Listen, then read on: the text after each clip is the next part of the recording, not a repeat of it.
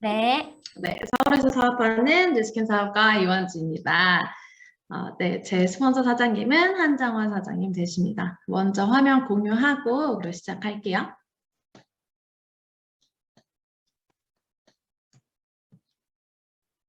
네, 지금 혹시 화면 잘 보이시나요? 네, 알겠습니다.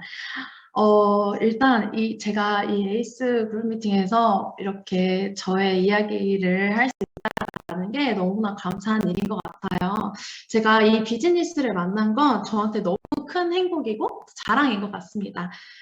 조직이나 뭐 커미션을 떠나서 이 비즈니스가 남들이 저를 보기에도 너무나 괜찮은 사람, 좋은 사람으로 만들어줬고요.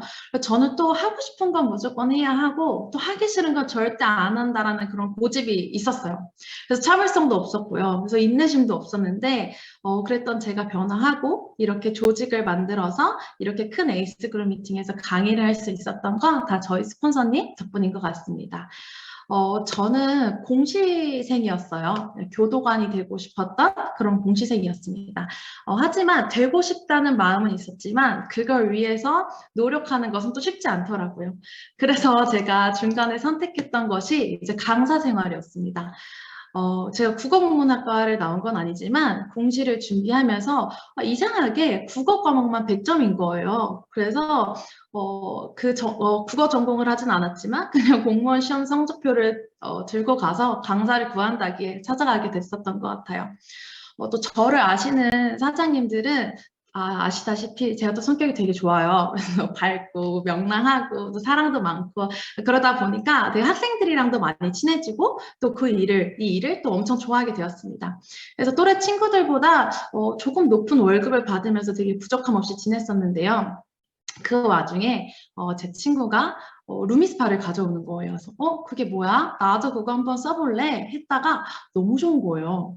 그래서 인스타에 루미스파를 서칭을 하다가 제가 너무나 존경하는 또 한정환 사장님의 인스타가 나온 거죠. 그래서 한정환 사장님께 피부챔을 받고 사업 전달까지 받게 되었습니다.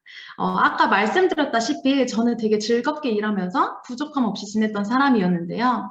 한정환 사장님의 현실 점검을 듣고 제가 즐겁게 살았다, 재밌다라고 살았던 세상이 그냥 와장창 무너진 거예요. 그냥 깨져버린 거죠. 그 현실 점검으로.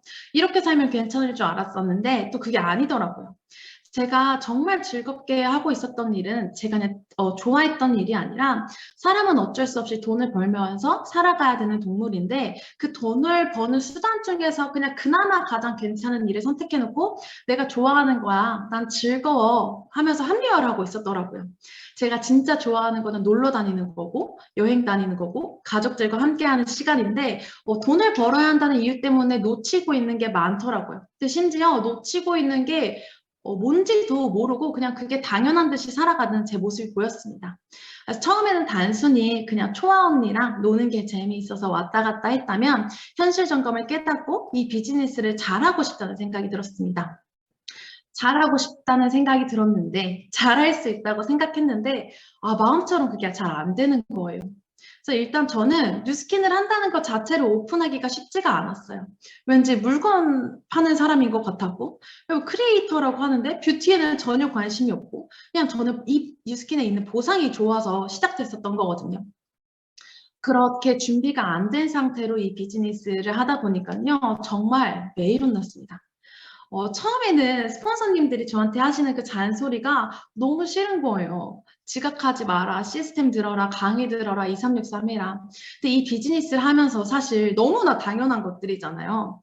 근데 제 완전 그 옛날 습관이 나오기 시작했던 거죠. 이루고 싶은 건 있는데 그걸 위해서 노력하는 과정을 견디지를 못하고 하고 싶은 걸 하기 위해서는 하기 싫은 걸 해야 되는데 제가 그걸 못하는 거예요. 그래서 제가 선택했던 건 도망이었습니다. 스폰서님께 거짓말도 하고 사무실에 안 나가보기도 하고 연락도 피해보고 그래서 한 번은 도망이랍시고 밴쿠버를 갔었어요. 저는 가족들이 밴쿠버에 있거든요. 그래서 막상 비즈니스는 제대로 하지도 않으면서 그냥 이것저것 해야 한다라는 우선순위가 정리가 되지 않아서 하는 것도 없이 바쁘고 혼자 심리적인 여유가 없었던 거예요. 그래서 그래서 제가 가족들이 있는 밴쿠버에 가서 정말 게으르고 나태하고 한 달 만에 13kg가 찔 정도로 그런 생활들을 보내고 있었습니다. 근데 여기서요, 사장님들, 밴쿠버에서 제 비즈니스에 대한 터닝 포인트가 생깁니다. 밴쿠버에 가면요, 저는 집도 있고 밥 해주는 엄마도 있고 가족들도 있잖아요. 그래서 정말 걱정 없이 진짜 먹고 자고 맨날 조카들이랑 놀러 다니고, 집 앞에는 수영장이 있었어요. 그래서 수영도 하러 가고, 너무나 이제 돈은 없지만 꿈만 같은 시간을 보냈었거든요. 근데요, 사장님들, 갑자기 저한테 돈이 들어오는 거예요. 첫 달 15만 원이. 그래서, 돈이 들어오네? 15만 원이네? 그냥 그러려니 했었던 것 같아요. 근데 두 번째 달이 되니까요, 37만 원이 들어오는 거예요. 이때 제가 이 권리소득이라는 걸 정말 완벽하게 이해했던 것 같아요. 항상 사무실 나가고 강의 듣고 데모하고 거절당할 때는 권리소득이 진짜 뭔지 몰랐거든요. 근데 왜냐면 9 to 6로 일하는 사람들보다 사무실에 더 많은 시간이 있었으니까. 근데 정작 버는 돈은 3만 원, 막 5만 원 이렇게 되니까 진짜 잘 모르겠었던 것 같아요, 제가. 근데 제가 이 사무실을 떠나서 완전히 심지어 해외에 있는데도 내가 그 조금 행동을 했다라는 이유 때문에 적은 돈이지만 앞으로 매달 따박따박 들어올 수 있다라는 걸 만들어 놨던 거예요. 물론 제가 밴쿠버에 있을 때 제 파트너 사장님들을 또 우리 한장원 사장님, 박초아 사장님들이 스폰서님들이 또 많이 챙겨주셨기 때문에 가능했던 일인 것 같아요. 근데 이렇게 저한테 돈이 들어온다라는 건요. 100만 원 월세 소득을 벌려면 3억 정도가 되는 가치의 건물이 있어야 되잖아요. 근데 10만 원이면 제가 3천만 원짜리 건물을 가지고 있는 거잖아요.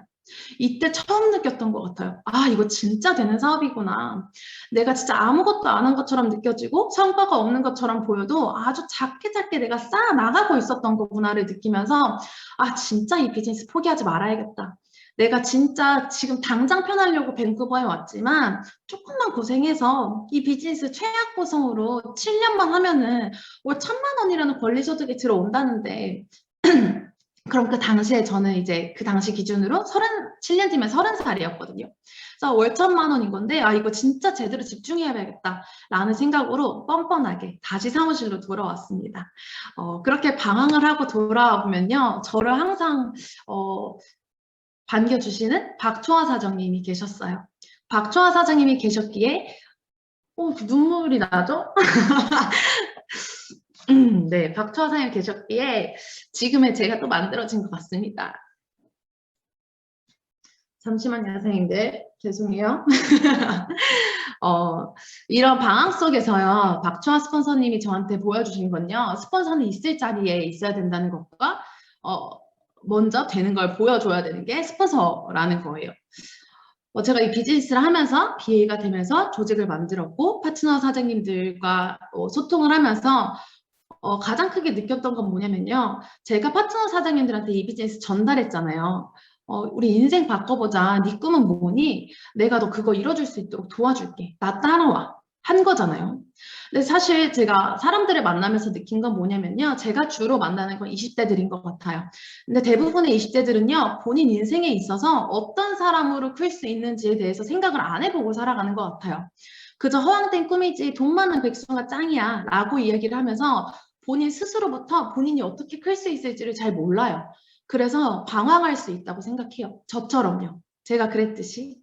근데 저는 이 비즈니스로서 비전을 봤잖아요. 그리고 스폰서님들이 어떻게 성과를 이뤄내시는지, 삶이 어떻게 바뀌었는지 봤잖아요.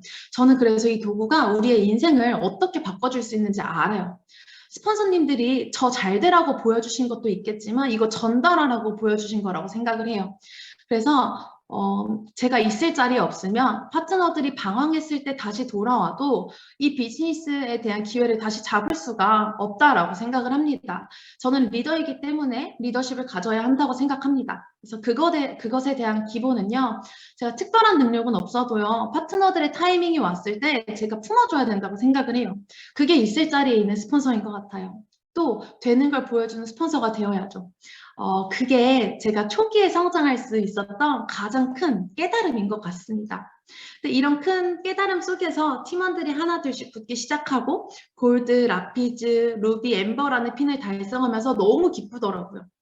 근데 엠버라는 핀을 갖게 돼서 기뻤던 것보다 그냥 스폰서님께 조금 더 가까이 옆에 붙을 수 있는 사람이 된 것 같아서 행복했어요. 근데 이렇게 잘 돼가는 와중에서도 제가 가장 힘들었었던 것들이 있었습니다. 제가 힘들었던 부분은요, 저는 욕심은 많지만 끝심이나 끈기가 부족한 사람이기 때문에요. 제가 당장 뛰어야 할 동기를 만들어도 그게 한 달이 채 못 갔거든요. 저는 이 비즈니스를 어떻게 생각하냐면 떨림이 없으면 안 되는 사업이고 그 떨림을 전달하는 사업이고 의도적으로라도 만들어서 노력해야 되는 사람이라고 생각을 합니다.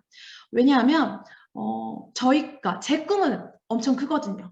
근데 제 꼴을 보아하니 그걸 이룰 수가 없는 거예요. 왜냐하면 우리는 무에서 유를 만들어 나가야 되는 사람들이고 큰 꿈을 가지고 있기 때문에 보이지 않는 걸 믿고 내가 그걸 할 수 있다라는 것을 생각하면서 쫓아가야 되기 때문에 무조건 떨림과 Y가 필요하다고 생각을 한 거죠. 그래서 제가 의도적으로 만든 제 Y는 또 박초아 사장님이셨습니다. 박초아 사장님은 저한테 보이지 않는 걸 보여주시고 또 제가 박초아 사장님께 워낙 받은 게 많은 파트너인지라 이 사람한테 의리는 저버리지 말자. 나를 위해서 얼마나 희생한 사람인지 너무나 잘 알고 있기 때문에 내가 저 사람한테 힘이 될 수 있는 사람이 되어보자 라는 생각을 했었던 것 같아요. 박초아 사장님도 분명 꿈이 있으실 테고 목표가 있으실 텐데 그걸 위해서 내가 뛰어보자. 그게 지금 당장 제가 가장 오래 갈 수 있는 동기였어요. 왜? 박초아 사장님이랑 맨날 만나고요. 맨날 혼나고요. 맨날 같이 붙어 있으니까요. 제 동기가 사라질 틈이 없어요. 그래서 제가 박초아 사장님한테 말씀드렸던 것 같아요. 진짜 시도 때도 없이 그냥 뜬금없이 전화해서 스폰서님 진짜 감사해요. 선생님 진짜 감사해요. 라고 했었어요. 제 Y는 박초아 사장님이에요. 제가 이 비즈니스를 하는 이유는 박초아 사장님이에요. 그럼 박초아 사장님 그러세요. 나를 위해서 왜 뛰어? 네 사업이야. 너를 위해서 뛰어. 라고 하셨지만 박초아 사장님의 목표를 따라가는 게 곧 저의 성장이라는 것을 저는 완벽하게 이해했기 때문에 그래서 모든 스폰서님들의 쓴소리도 달게 듣고 변화하려고 노력하고 또 노력했던 것 같습니다. 물론 변화하는 중에 기가 굉장히 많이 죽었었어요. 혼나니까. 근데 이 비즈니스는 절대 포기하고 싶지 않더라고요. 그래서 명분 있게 스폰서님들께 찾아가고 싶다는 생각을 되게 많이 했던 것 같아요. 특히 제가 가장 많이 변화하려고 노력했던 부분은 너무나 기본적인 부분들이었어요. 조용히 좀 해라. 시끄럽다. 무게감을 가져라. 여기 문화센터 아니다. 눈빛이 왜 동태 눈이냐. 표정 관리 좀 해라. 너무나 기본적인 것들이었거든요. 근데 사장님들은 이런 이야기 들으실 때 어떻게 고치실 거예요? 제가 생각했을 때는요, 이건 제가 스스로 점검을 하기가 너무 어려운 부분들인 것 같은 거예요. 그래서 또 고쳐야 되잖아요. 고치라고 하시니까. 그래서 진짜 너무 막막하더라고요. 그래서 어떻게 해야 되는 거야? 어쩌라는 거야? 라고 하면서 혼자 울었던 적도 되게 많은 것 같아요. 그래서 제가 선택했던 게 뭐냐면요. 척이라도 해보자였어요.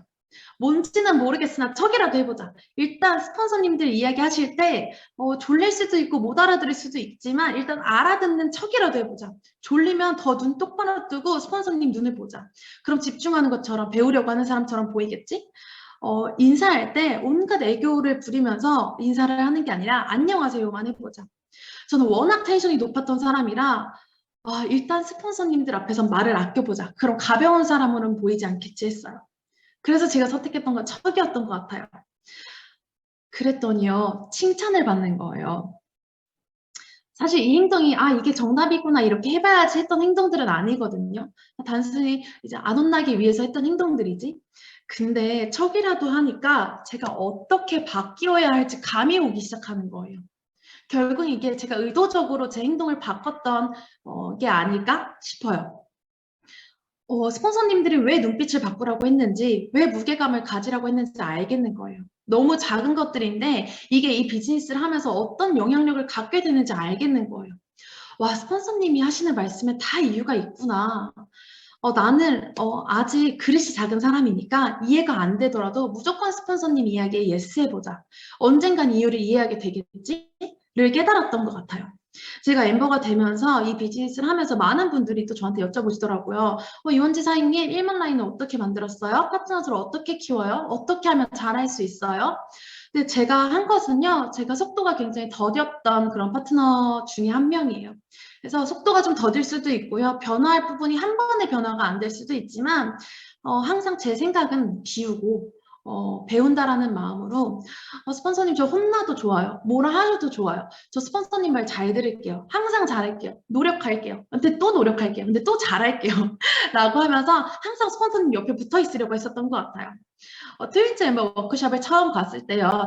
다른 엠버 사장님들이 본인의 이제 스토리를 이야기하시면서 우시는 거예요.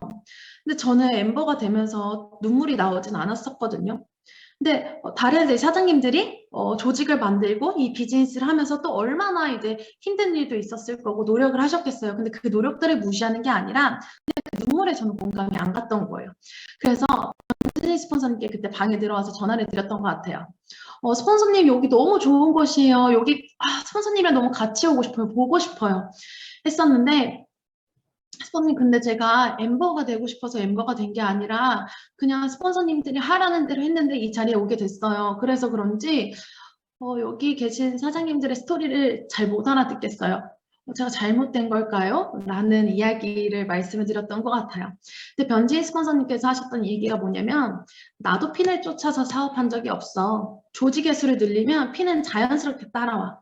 그래서 그룹의 수를 늘리는 게 중요한 거야. 핀을 쫓다 보면 핀만 높은 빈 깡통이 될 뿐이야. 혼자서 밥 먹는 리더들도 있어. 라고 이야기를 하시더라고요. 근데 그 말이요, 저한테 너무나 감사하게 다가왔습니다. 정말 무지했던 저였는데요. 그냥 조용히 묵묵히 기다려주시고, 채찍질도 해주시고, 사랑으로 감싸주셔서 제가 어떤 길인지도 모르고 걸어왔던 길이 정말 올바른 길이라는 걸 깨닫게 해주셨습니다. 그래서 저는 앞으로도 직급도 너무나 좋지만, 제 꿈이 커야 다른 이제 사람들의 꿈도 만들어줄 수가 있다고 배웠어요. 그래서 큰 목표를 가지고 진심으로 팀원들을 사랑하고 내가 조금 돌아가도 팀원들의 꿈을 더 먼저 생각해주고 스폰서님들의 발자취를 그대로 따라가는 사업자가 돼야겠다고 다짐했습니다.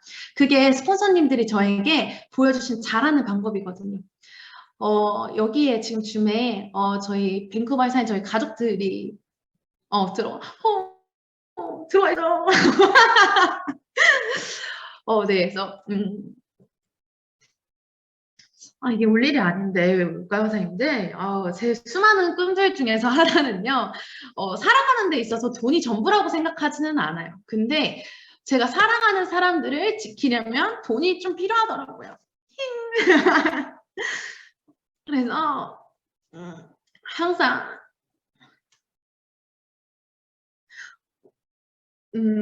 항상 저희 언니가 그래요.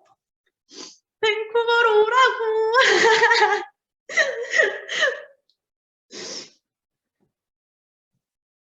항상 밴쿠버 온지야 여기서 같이 살자라고 하는데 아직 저는 못 가요.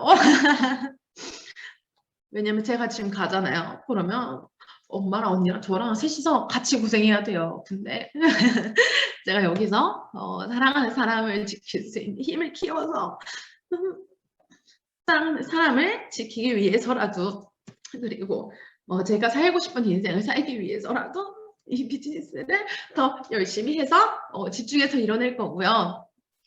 그래서 조금만 기다려주세요. 2년이면 될 것 같아요.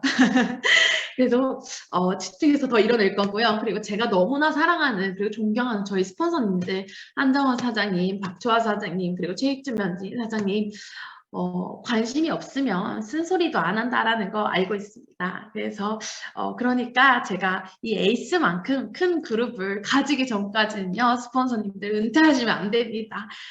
스폰서님들한테는 제 성장이 제일 뿌듯하실 거라고 생각을 합니다. 그래서 제가 더 잘할 테니까 도와주세요. 제가 스폰서님들의 가장 큰 빅라인이니까요. 그리고 우리 사랑하는 우리 파트 사장님들, 백수현 사장님, 권경희 사장님, 조아리, 이승환, 오미성, 박태현, 정수영 사장님, 저희 부족함을 채워주셔서 너무나 감사하고요. 별방에서 배운 팀 문화로 우리 같이 복제해 나가면서 더 큰 그룹을 만들었으면 좋겠습니다. 그리고 항상 도와주시고 응원해주신 우리 전하영 사장님, 김은지 사장님, 박준 사장님, 이혜린 사장님, 김민희 사장님, 최효정 사장님, 김명수 사장님, 제가 별방에, 그리고 또 우리 셀리더 형제 파트너 사장님들, 형제 파트너 사장님들이 없었으면 제가 또 이 자리까지 오는 게 너무나 어려웠을 것 같습니다. 항상 동기부여를 해주셔서 너무나 감사하고, 제가 여기 계신 모든 사장님들께 보답하고, 보답하는 사업가가 되겠습니다. 사랑합니다. 감사합니다.